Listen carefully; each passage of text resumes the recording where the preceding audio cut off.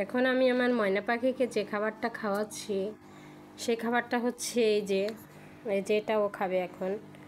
তো এই খাবারটা আমি তৈরি করেছি হচ্ছে ময়দা 1 কাপ, ডিম একটা, আর 1 চামচ গুঁড়া দুধ বা গরুর দুধও দিতে পারেন। গরুর দুধ দিয়ে যদি ব্যাটারটা বানান তাহলে খুবই ভালো হয়।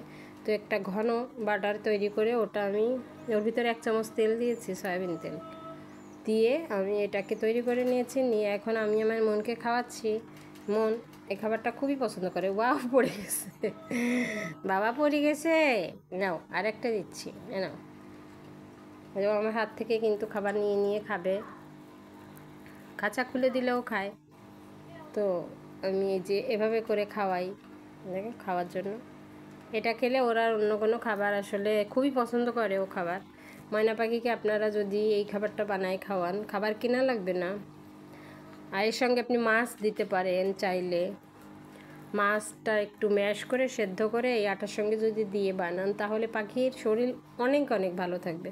যাদের ময়না পাখি আসলে বাচ্চা দেয়, বিশেষ করে সেই বাচ্চা দেওয়া পাখিকে এবং ময়না পাখির বাচ্চাকে যদি এই আটা, ডিম, গুঁড়া দুধ বা গরুর দুধ, তারপরে সয়াবিন তেল, মাছ অথবা মুরগির কলিজা বা মুরগির মাংস সেদ্ধ করে ওটাকে একদম ম্যাশ করে দিয়ে যদি একটা আটা দিয়ে ডো তৈরি করে ওটাকে একটু এই যে এরকম একটু মোটা, এই যে এটা এক সাইডটা খাওয়াই নিয়েছি আমি, গোল করে একটা খাবার তৈরি করে ওকে ছিঁড়ে ছিঁড়ে গোল করে হাতে একটু গোল করে নিতে হয়। এটাকে ছিঁড়ে ছিঁড়ে, ময়না পাখির একটা দোষ আছে, ও হচ্ছে যে কোনো খাবার ও কেটে খেতে পারে না। ও হচ্ছে হাত এই ওকে খাবার মতো সাইজ করে দিতে হয়। অন্য পাখিরা যেমন বড়ো খাবার দিলে কেটে খায়। আসো মন, কাম, বাবা নিচে চলে গেলে, না না না, চলে আসো, আসো উপরে আসো। আর খাবে না শোনা বাবা, আসো মন শোনা। দুষ্টুমি করতে নিচে গেছে, এখন নিচের থেকে খাবে, দেখো নাও। দুষ্টুমি করতে নিচে গেলে আবার পড়েও গেল তো খাবারটা, উঠে আয়, পেট ভরে গেছে আসলে মনে হচ্ছে। বাবু বাবু বাবু, আমার কম্পিউটারে তার ছিল না, ছিল না। ও ময়না পাখির কাছে কোনো তার জাতীয় কোনো জিনিস থাকলে ও আসলে এগুলোকে ছিঁড়ে ফেলে। এই যে আমার কম্পিউটার রয়েছে, কম্পিউটারের পাশে ওকে রাখা হয়েছে, তো এই যে তারটা ঠোঁট দিয়ে ঠোকাচ্ছে, ছিঁড়ে ফেলছে। আর এখানে হচ্ছে আমি ছাদ থেকে নিয়ে এসে রেখেছি কাঁচা ফুল, একদম সতেজ, যে আমার 3-4 রকমের ফুল আছে। গোলাপ আছে, আজকে গোলাপটা আনিনি, গোলাপটা ফুটেছে সকালবেলা, একটা গোলাপই ফুটেছে। তো খুবই সুন্দর গোলাপ ফুলটা। তো আজ ছিঁড়লাম না, বিকালে ছিঁড়ব ওটাকে আমি। আর এইটা হচ্ছে আমার অ্যাকোরিয়ামে এই যে মাছগুলা, কয়েকটা মাছ আছে, বড় মাছ ছিল 2টা। তো আমি সেই মাছ 2টাকে রেখে বাবার বাড়ি গিয়েছিলাম। তো আমার মেয়ে হচ্ছে ওটাকে আসলে অক্সিজেন মেশিনটা রাতে বন্ধ করে দিয়েছিল, সকালে আর অন করতে ভুলে গেছে, তো এই জন্য মাছ 2টা মারা গেছে। তো এই মাছটা কিন্তু আমি রেখেছি, এই যে কয়েকটা রেখেছি, আবার বড় মাছ নিয়ে আসবো মাছের দোকানে গেলে। মাছের খাবার আনতে যখন যাব তখন আবার আমি 2টা বড় মাছ কিনে নিয়ে এসে অ্যাকোরিয়ামে দিব। আসলে মাছ না থাকলে ভালো লাগে না অ্যাকোরিয়ামে, বাসায় মাছ, বিড়াল, পাখি, গাছ, এগুলা হচ্ছে নিয়ে আসলে আমার সময়টা কাটে, আমার ফ্যামিলির। তো হচ্ছে বাসা থেকে বাইরে যাওয়া, অনেক সময় দেখা যায় 2-3 দিন বাসা থেকে বের হই না, এদেরকে নিয়ে আসলে সময়টা কেটে যায়। আর ইন্টারনেট চালাই, তো এই ইন্টারনেট চালানোর পরিমাণটা আমি এখন আসলে কমিয়ে দিয়েছি, কারণ হচ্ছে চোখের ক্ষতি হচ্ছে অনেকটা, আর একভাবে বসে থাকলে মাজাতে পিঠে ব্যথা হচ্ছে। তো এই জন্য আমি এখন আসলে নেটের কাজটা অনেকটাই কমিয়ে দিয়েছি। কি বলছো তুমি, বলো বাবা, এদিকে আসো, আর খাবা না তুমি? হ্যালো বাবা পাখি, টিভি দেখবে, টিভির দিক তাকায় বসে আসছে, বলছে যে আমি হচ্ছে টিভিটা অন করে দাও না কেন, আমি টিভি দেখবো। তুমি টিভি দেখবা? হ্যাঁ দাঁড়াও, অন করছি।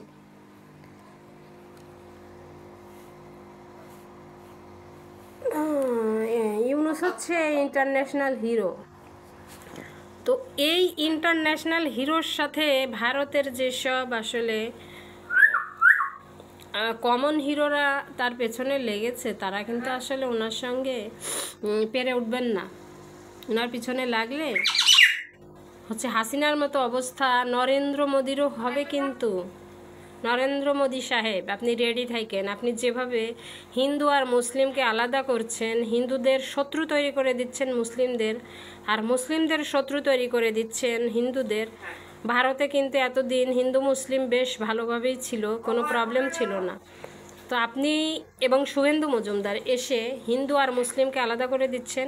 এতে করে আপনার দেশ বাইরের দেশের কাছে আপনারা আপনাদের মান সম্মানটা নষ্ট করছেন, হারাচ্ছেন।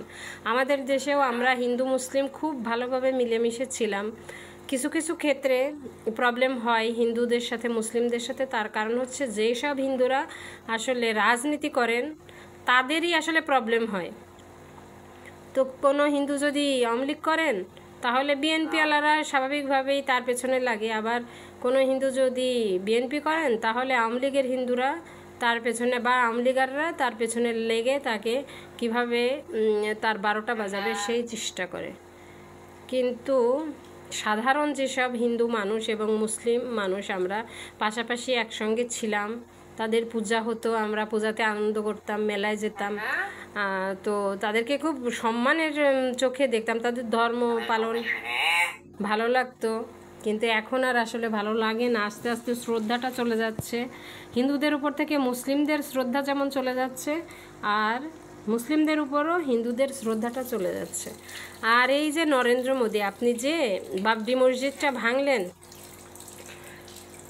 ভেঙে যে ওখানে মন্দির তৈরি করেছেন, যখন মুসলিমরা ক্ষমতায় আসবে বা মুসলিম কোনো দেশ যখন ভারতকে দখল করে নেবে, তখন কিন্তু ওই বাবরি মসজিদটাকে ফিরিয়ে দেবেন। আপনাদের ওই রাম মন্দিরটাকে ভেঙে তখন তারা আবার স্বপ্নে দেখবে যে রাম মন্দিরের নিচে বাবরি মসজিদ ছিল। সে 500 বছর পরে হোক, 400 বছর পরে হোক, আর 100 বছর পরে হোক, তখন মুসলিমরাও স্বপ্ন দেখবে যে আপনাদের মন্দিরগুলোর নিচে মসজিদ ছিল। আপনারা যেমন এখন স্বপ্ন দেখছেন ঠিক তেমন। তো আরও একটা জিনিস কিন্তু হাসিনা সরকার ক্ষমতায় থাকা অবস্থায় উনি ঘোষণা দিয়েছিল, সেটা হচ্ছে বাংলাদেশে যত হিন্দুদের জমি ফেলে হিন্দুরা ভারতে চলে গেছেন তাদেরকে ফিরিয়ে এনে সেই জমিগুলো তাদেরকে আবার বুঝিয়ে দেবেন শেখ হাসিনা সরকার। তো এখন যেসব হিন্দু বাংলাদেশ থেকে নিজের ইচ্ছায় ভয়ে যেভাবেই হোক ওনারা চলে যাচ্ছেন বা নিরাপত্তা বোধ ফিল করছেন না, অনেকেই আছেন, তো তারা চলে যাচ্ছেন, তাদের জমি কিন্তু বিক্রি করে দিয়ে যাচ্ছেন রাতের আধারে, অনেকেই আছে বিক্রি করে দিয়ে যাচ্ছেন। আবার মুসলমানরাও ভারতে যে আগ্রাসন শুরু হয়েছে, একজন মুসলিমকে তার ফ্ল্যাট থেকে আপনারা বের করে দিয়েছেন, হিন্দু অধ্যুষিত জায়গায় মুসলিম কেন ফ্ল্যাট কিনেছে সেই জন্য আপনারা তাকে বের করে দিয়েছেন। তো ভবিষ্যতে কিন্তু আসলে এইগুলার যদি বিচার হয় তাহলে কি অবস্থা হবে বলেন। এখন যারা যেসব হিন্দু, একজন হিন্দুর কাছ থেকে ধরেন আমি জমি কিনে নিলাম, উনি চলে গেছেন, আমি 200 বছর সেই বাড়িতে আমি থাকছি, 200 বছর পরে এসে ওই হিন্দু যদি বলেন যে এই বাড়িতে আমার মন্দির ছিল, এই বাড়িতে এই জায়গাটা আমার ছিল, এই জায়গাটা আমি এখন ফেরত চাই, সেটা কি সম্ভব? তা আপনারা তো সেই কাজটাই করলেন যে 300-400 বছর আগে বাবরি মসজিদের নিচে ছিল মন্দির, থাকতেই পারে মন্দির, যদি থাকে সেই মন্দির 300-400 বছর পরে এসে কি মন্দির ভাঙা যায়? এই মসজিদ ভাঙা যায়? মসজিদ ভেঙে কি আবার মন্দির তৈরি করা যায়? সেটা তো আপনারা শিখাই দিলেন কিভাবে মসজিদ ভেঙে মন্দির নির্মাণ করতে হয়। 400 বছর আগে যেখানে ছিল মন্দির ছিল আপনারা বলছেন। তো আমাদের দেশে যদি এই যে এখন বর্তমানে বাবরি মসজিদ আগে ছিল, এখন বাবরি মসজিদ ছিল, সেই জায়গাটায় আপনারা মন্দির তৈরি করেছেন, তো আমাদের মুসলিমরা যখন ক্ষমতায় আসবে তখন বলবে যে এই মন্দিরের নিচে মসজিদ ছিল বলে টকাশ করে ভেঙে দিবে। কি করবেন? তো এই সমস্যাগুলো আপনারা তৈরি করছেন। আর মনে রাখবেন হিন্দু রাষ্ট্র কিন্তু 1-2টা আর মুসলিম রাষ্ট্র 40টা। এই 40টা মুসলিম রাষ্ট্র যদি কখনো এক হয়, একটা মাত্র হিন্দু রাষ্ট্র, সে কিন্তু আসলে খুব বেশি মাথা উঁচু করে দাঁড়াতে পারবে না। পক্ষান্তরে আপনাদেরই প্রবলেম হবে ভবিষ্যতে। আপনারা যে পদ্ধতিতে আগাচ্ছেন, তো আমেরিকা কিন্তু খ্রিস্টান রাষ্ট্র ঠিকই, কিন্তু মুসলিমদের ওনারা সাপোর্ট করেন। আবার দেখেন ইসরায়েলকে আপনারা আবার সাপোর্ট করেন, ইসরায়েলকে কিন্তু বিশ্বের বেশিরভাগ দেশই সাপোর্ট করে না আমেরিকা ছাড়া। তো আপনারা ভেবে চিন্তে আগান। প্রতিবেশী রাষ্ট্রের সাথে সম্পর্কটাকে নষ্ট করা ঠিক হচ্ছে না। বাংলাদেশকেও বলবো তারাও সম্পর্কটা ঠিক রাখুক, আর সবাই শুধু নিজের স্বার্থের দিকে না তাকিয়ে দেশের স্বার্থের দিকেই তাকান, সেটাই সবার জন্য মঙ্গলজনক হবে। মন, তুমি কি আর খাবা? তোমাকে খাওয়াতে খাওয়াতে আমি ওদিকে গেছিলাম। নাও বাবাটা, এখন আবার খাবে। মজা, একবার করে খাচ্ছে আর একবার করে পানি খাচ্ছে। আজকে অনেক পানি পিপাসা লেগেছে বাবু তোমার। নাও, তোমার জন্য আমি এটা স্পেশাল করে বানিয়েছি সকালে, বাবার খাবারটা। যে খাবারটাও খুব পছন্দ করে। এটা হচ্ছে আমার মন সোনা, কলিজা বাবা। নাও,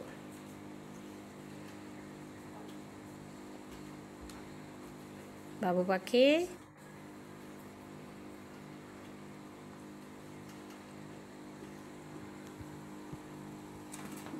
আবার ওদিক ফিরলি যে, আর নিবি না? আয়, হন চলে যাচ্ছি।